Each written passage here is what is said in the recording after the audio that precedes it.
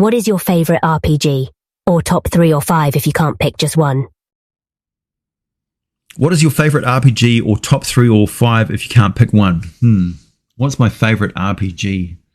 Well, I would say that Teenage Mutant Ninja Turtles, Eric Wujcik is the only other Lifetime ENnie Award winner aside from Gary Gygax and Dave Arneson, and there's a reason for that. He was an absolute brilliant human being, a creative genius, and if you really look at what he did with Teenage Mutant Ninja Turtles, that role-playing system, or as laughable as Teenage Mutant Ninja Turtles as a syndicated cartoon franchise has become, originally they were quite serious, like, mutant turtles that killed people who lived in the sewers underneath New York City.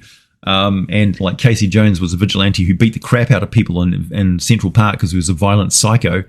It was a really good, compelling graphic novel by Eastman and Laird. And so what happened is, I don't know where the original manuscript came from, but it was handed in to Kevin and Eric, who are very much a writing team, right? They were a writing team.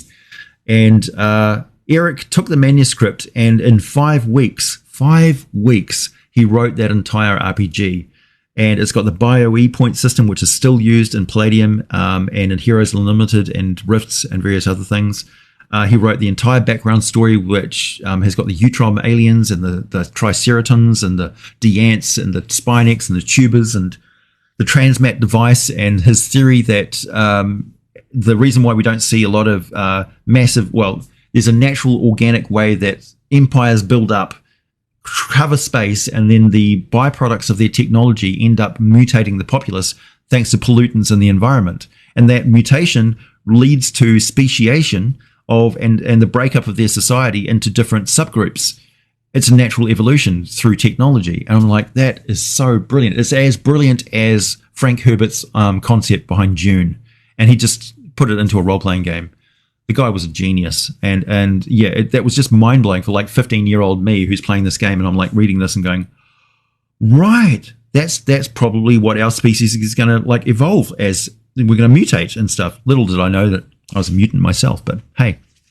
Anyway, Teenage Mutant Ninja Turtles and the whole Palladium megaverse of games, including Rifts, would be my go-to favorite if I had to choose. If I was stuck on a desert island and I only had one role-playing game to play, it would be that.